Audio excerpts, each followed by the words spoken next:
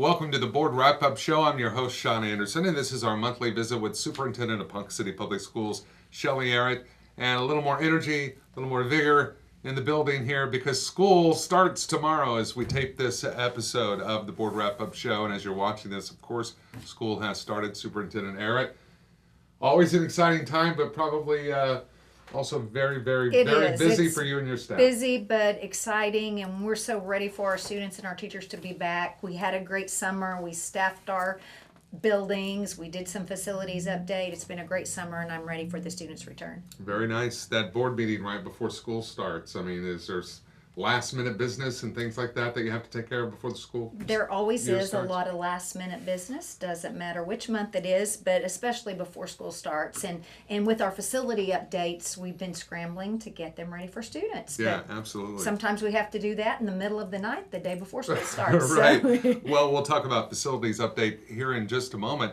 Personnel update. My goodness, a lot of positions hired over the summer. We had a lot of positions hired over the summer. We actually filled 56 positions. Wow. 56 positions. We hired 54 new people. We hired a dean of students and an athletic director within. So we had to replace them. So 56 positions, 54 new people, and we're super excited about all our new teachers. With the severe teacher crises in Oklahoma, we did great. That's a big victory. It is Right. huge. Facilities update, and there's so many facilities all across Ponca City Public Schools. Everywhere you go, you see new facilities, new construction, stuff like that. What was pressing as we start this school year? Well, I think last month we talked about all of our construction. The one that's been most pressing was our west remodel. We remodeled restrooms, new flooring in the hallways, new flooring in the classrooms. The issue was the plumbing basically had to be redone in the restrooms. The building's significantly older than some of our buildings, and it was original plumbing. So that was kind of a delay. So we're kind of working. We're still finishing up today. Yeah, But absolutely. we're going to be ready tomorrow. And then the only other new update is, you may have seen it, or our viewers may have seen it, as you go by Solon Stadium. We are replacing our old logo with the new cat head logo in the middle of the football field. It's huge. It goes from 40-yard line to 40-yard line. Oh, wow.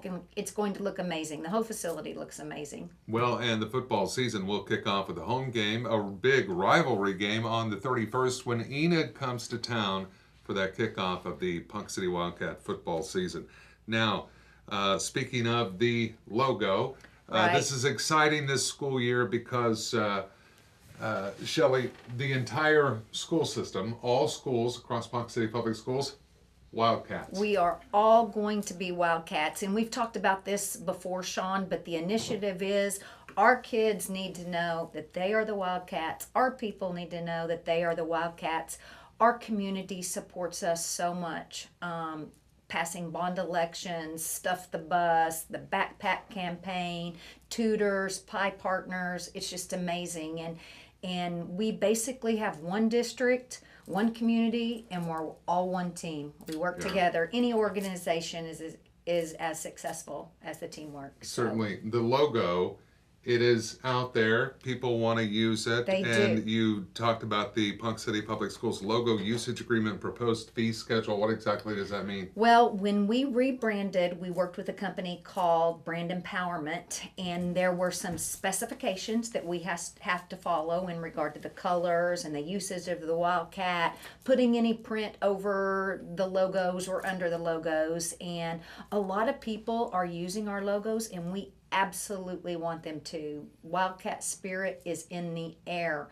But to protect our brand so that we don't lose the use of the logos is we have to use the correct specifications.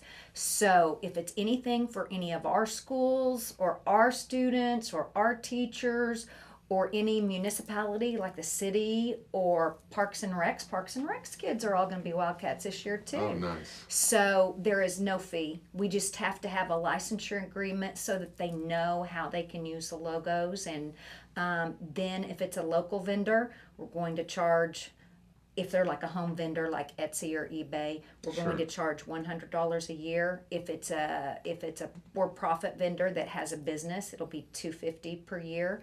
And then if it's like a big vendor, let's say Walmart wants to take it on, or Eskimo Joe's, who knows? Right. Then we'll do a percentage. Yeah. So Fantastic. it's a real easy process. It sounds very reasonable. It is, and anyone who is using our logo, people will tag me on Facebook. I feel like the logo police, but everybody's real accommodating. I just said, hey, we have specifications. We need you to follow these, and everybody has been real accommodating. Good deal. Well, an update to the Ponca City Public Schools wellness policy. And what exactly did that include? Well, at the federal level, a few years ago, we had smart snacks nutrition guidelines placed on the schools, and all of our meals have to meet nutritional standards for the smart snacks. And it's a federal law that we cannot sell fundraisers that don't meet the smart snacks guidelines. So let's say a lot of our elementary schools do popcorn on Fridays, or there may be a fundraiser for candy bars. We want our kids to be able to participate in that. Now, there's a law. If you have a board policy that says you can request a waiver for these fundraisers, then our students can have these foods during the school day, not at lunch, not at breakfast. All right. So, but it can still be a part of the fundraiser. Correct. Right, now that we have a board policy. Yeah, very good. Contracts, of course, this is sometimes very routine, sometimes it not. Is. Was this it a is. routine review? Yes, we have a consent agenda. That's our contracts less than $10,000, and always we have 60 or 70. If it's more than $10,000, it has to be on an agenda item. And I was just going to name a couple of contracts that were on the agenda item.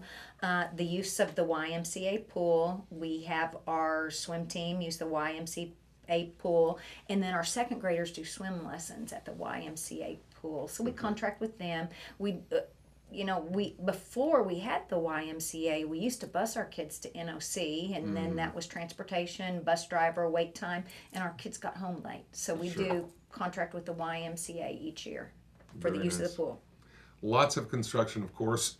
Construction change orders, what does that mean? That means we use a construction manager, and we have a guaranteed maximum price, a GMP. Sometimes we run into issues and have to do a change order. So there were 2 issues this time, minor. Sometimes those change orders are in our favor. It's not going to cost as much as the GMP. But we did an ADA remodel at Washington Pre-K Center, and on the east side of the building, we installed an ADA ramp, and we had to move the gas main and the electric main to meet code. It was about a $24,000 change order. Then at Wildcat Academy, Teen Pep, I told you we're moving Wildcat Academy and Teen Pep together. There had been some roof damage in the past, and the ceiling tiles just needed to be replaced. They did not look good, and we tried to work on it, but we replaced the ceiling, so we had to change order in that. Very good. The new Performing Arts Center.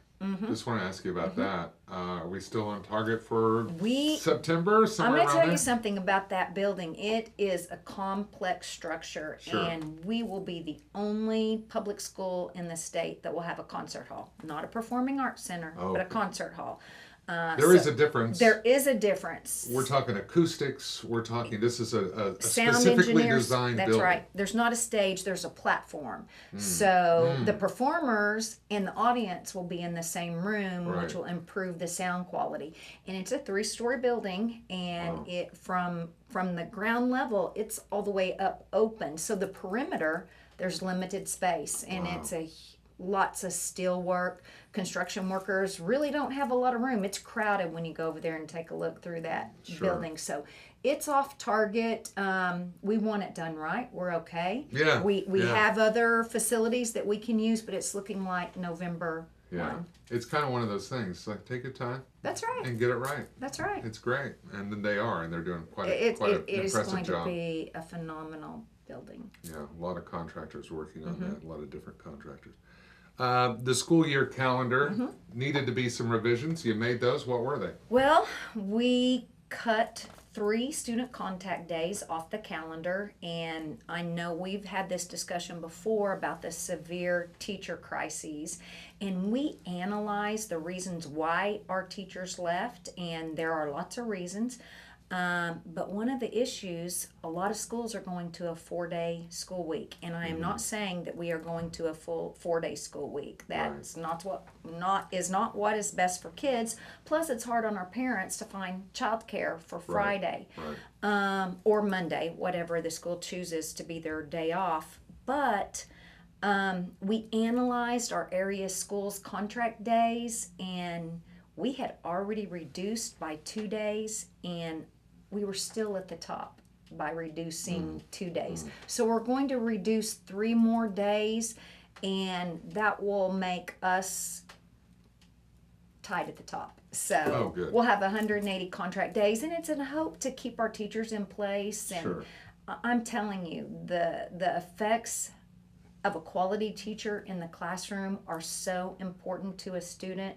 So we need strong teachers that will have more of effect than losing 3 student contact days. So very good. That's why we did that. Negotiated agreements, considering and taking action on those negotiated agreements. That's right. I really have no idea what that means. Okay, but you'll explain it to us. We have the teachers union. It's the Ponca City ACT, and we bargain with them every year and talk about changes. We have a negotiated contract that we have to follow. And last year we did not give a step raise to our teachers. We gave a stipend, a one-time payment, and that was because we really didn't know the outcome of House Bill 1023XX, the historic teacher pay raise, and we didn't know what the Oklahoma Taxpayers Unite group might do that was trying to put a veto referendum in place to thwart the revenue that would pay for that. So we were just trying to be as cautious as we could, because schools,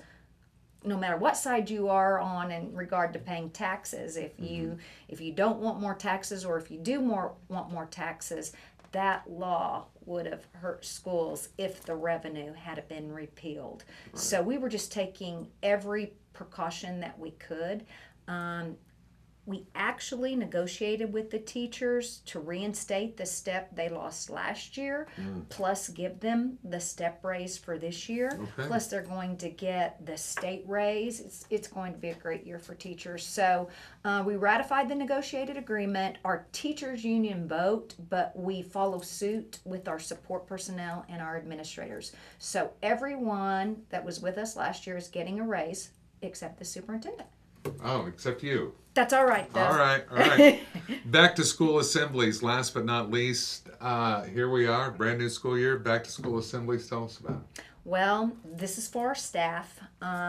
One thing that we know with a severe teacher shortage crisis, I keep bringing this up, and unless you've been a hiring manager in education, I can't even tell you how desperate we are. Now, the raise is going to make a significant impact, but we didn't get this shape in this shape overnight. We can't magically produce teachers. We need students to go into education and come out. So we're really promoting the team effort. So I've got my Team PCPS t-shirt on today. For our certified staff members and our support staff members, we're having back to school assemblies, and because we're all going to be Wildcats, the Big Blue Band is there, the High Steppers are there, the cheerleaders are there. I had a donor donate enough money so I could purchase every employee a Team PCPS t-shirt. We're recognizing our new employees. We're recognizing service. The support employee assembly is actually today at 12:30. We had the certified assembly on Monday on their first day back, and it just went over really well. I'll have to tell you, our teacher that has been with PCPS the longest, not necessarily a teacher the longest, is Holly Theobald. She is a counselor over at Union Elementary, so we recognize her. She's the queen of service for the certified personnel. Wow. Really? Yes. Wow. And we'll recognize our support personnel who has the most service today, but we haven't had that assembly, so I'm not saying yet. Right. Okay. I'll tell you next. All I'll right. tell you Friday. All right. Yeah. Friday she's going to join us on the radio on KPNC and KLOR. So we'll find out then, right? All right. All right. That is the board wrap-up show for the month of August as we head back to school. Here we are. Let's go. New school year. It's going to be exciting, and we look forward to bringing you this show every month, of course, as always, right here on this channel. It's Ponca City Public Schools Board Wrap-Up Show with Superintendent Shelley Arrott. And Superintendent, all right, let's go. It was fun. It was fun. Good to Thank see you you. so much. Good to see you too. Until next time, thank you for watching.